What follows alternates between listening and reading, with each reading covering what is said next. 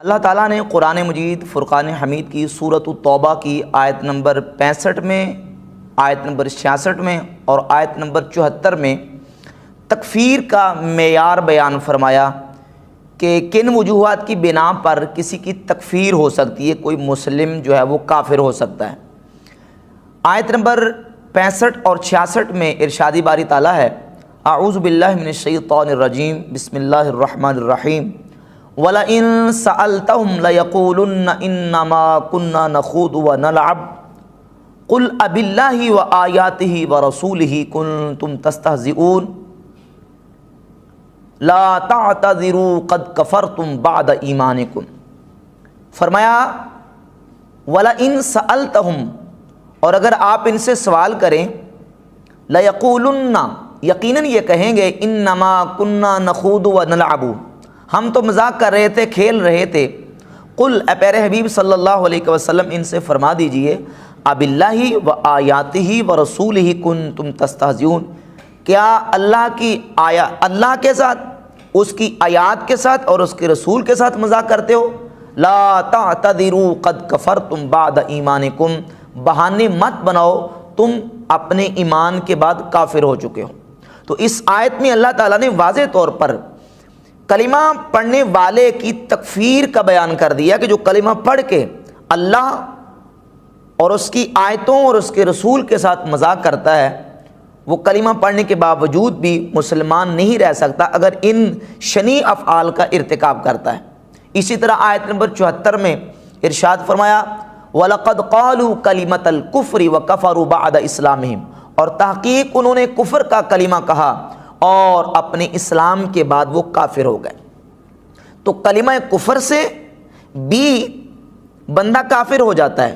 وہ بندہ جو پہلے کلمہ پڑھ چکا ہے، مسلمان ہو چکا ہے، اگر وہ اپنی زبان سے کلمہ کفر بول دیتا ہے تو اس سے اس کا ایمان برباد ہو جاتا ہے، اس کا اسلام کے ساتھ تعلق باقی نہیں رہتا۔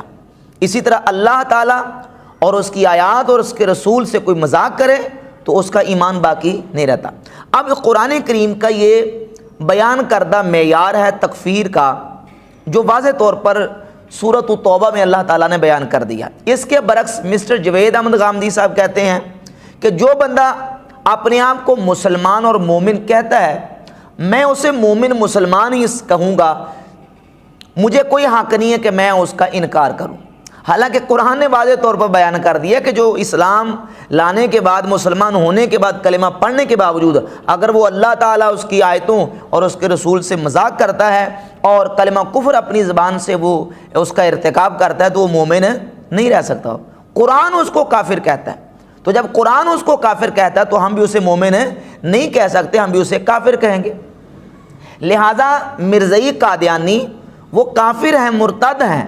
کیوں؟ اس لیے کہ وہ کفریات کے مرتکب ہیں، ان کے عقائد میں کفر موجود ہے اور وہ کفریات کا ارتکاب کرنے والے ہیں، لہذا ہم ان کو کافر ہی کہیں گے، ہم ان کو مومن شمار نہیں کر سکتے۔ جب کہ مسٹر جوید احمد غامدی صاحب سے جب سوال ہوا کہ آپ قادیانیوں کے بارے میں کیا رائے رکھتے ہیں، آپ ان کے بارے میں کیا کہتے ہیں، تو مسٹر جوید احمد غامدی صاحب کہتے ہیں کہ میرا ضابطہ ہمیشہ سے یہ ہے کہ جو اپنے آپ کو مسلمان کہتا ہے، ہمیں کوئی حق نہیں کہ ہم اس کا انکار کریں۔ تو قرآن تو اس کا انکار کر رہا ہے، کلمہ پڑھنے کے بعد اگر کفر کرتا ہے کوئی بندہ تو قرآن اس کا انکار کر رہا ہے، اس کو مومن تسلیم نہیں کرتا بلکہ قرآن اس کو کافر شمار کرتا ہے۔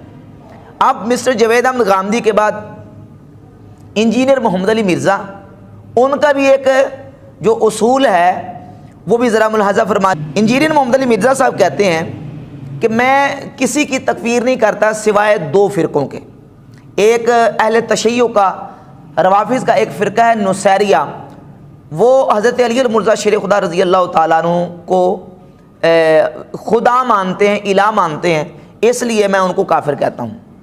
اور دوسرا فرقہ قادیانی، میں قادیانیوں کو بھی کافر مانتا ہوں۔ اب قادیانیوں کو کافر ماننے کی وجہ اور علت کیا ہے اس کا بیان کیا میرے صاحب نے۔ اس سے پہلے میں تھوڑی وضاحت پیش کر دوں کہ قادیانیوں کے دو گروپ ہیں، ایک ربوہ گروپ ہے اور ایک ہے لاہوری گروپ۔ ربوہ گروپ یا قادیانی گروپ یہ وہ ہیں کہ جو مرزا غلام محمد قادیانی کو نعوذ باللہ نبی مانتے ہیں۔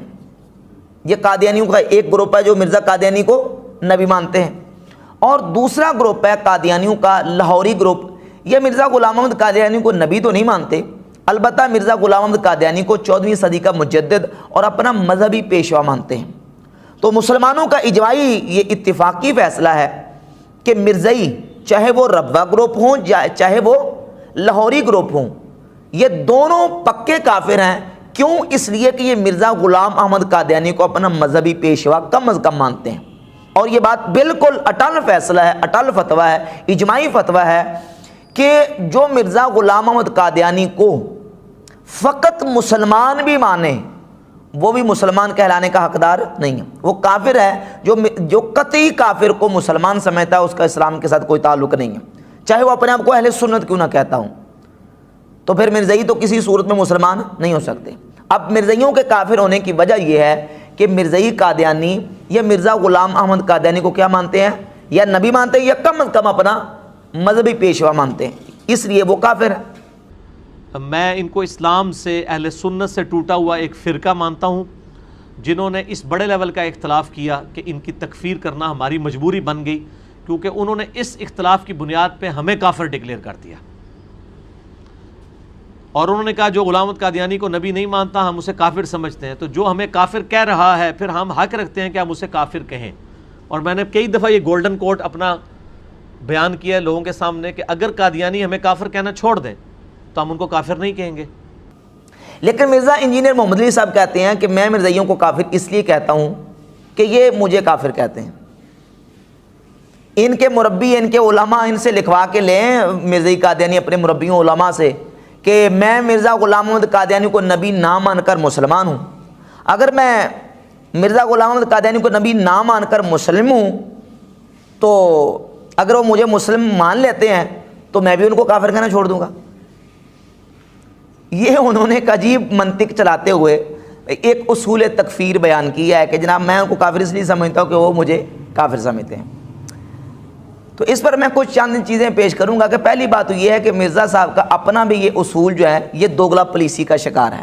وہ اس طرح کہ یہ بات بالکل واضح اور کنفرم، اس پر حوالہ دینے کی بھی ضرورت نہیں ہے کہ خوارج جو سیدنا مولا علی مرزا شیر خدا کرم اللہ تعالی وجہ کریم کے مقابلے میں نکلے، انہوں نے ببانگ دہل اور علی الاعلان سیدنا علی اور مرزا رضی اللہ تعالیٰ عنہ کو مشرک اور کافر کہا، اور یہاں تک خطبے کے دوران انہوں نے آوازیں بلند کرنی شروع کی اور کہا کہ اشرکت فی دین اللہ رجال، اے علی تو نے اللہ کے ساتھ بندوں کو شریک کر کے شرک کا ارتکاب کیا ہے تو مشرک ہو چکا ہے۔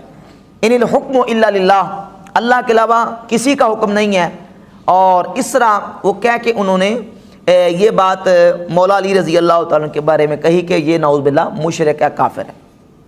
تو اب اسی اصول اور ضابطے سے ہم دیکھتے ہیں کہ آیا کہ مرزا محمد علی انجینئر صاحب خارجیوں کو کافر کہتے ہیں یا کہ مسلمان؟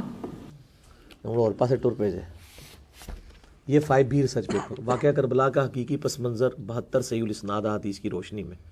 اس میں نے خوارج کے حوالے سے لکھا ہے کہ سیدنا علی سے پوچھا گیا کیا مشرک ہے، انہوں نے کہا نہیں، شرکی سے تو بھاگے ہیں۔ کہا منافق ہے، کہا نہیں، منافق ہوتے تو لمبی نمازیں کیوں پڑھتے؟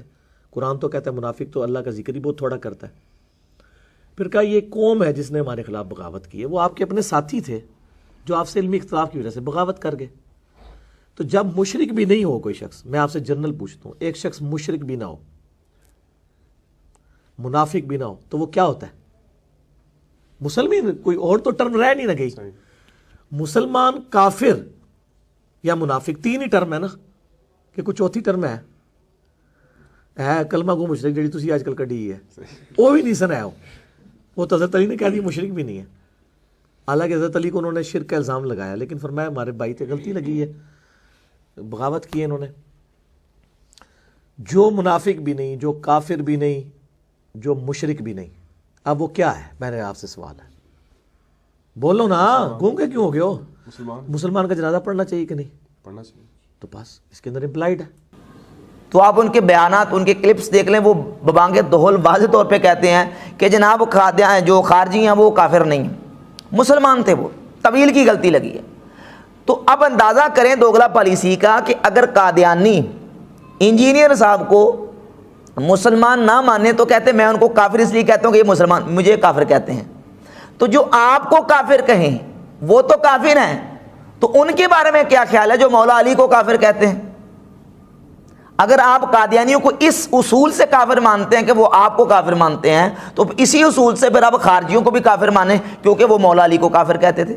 مولا علی مرزا شیر خدا رضی اللہ تعالیٰ کو نعوذ باللہ مشرک کہتے تھے, اور اسی اصول کے مطابق ان روافض کو بھی آپ کو کافر ماننا پڑے گا جو سیدنا ابو بکر صدیق اور عمر فاروق رضی اللہ تعالیٰ عنہ اور سیدنا عثمان غنی رضی اللہ تعالیٰ عنہ کو نعوذ باللہ کافر مانتے ہیں.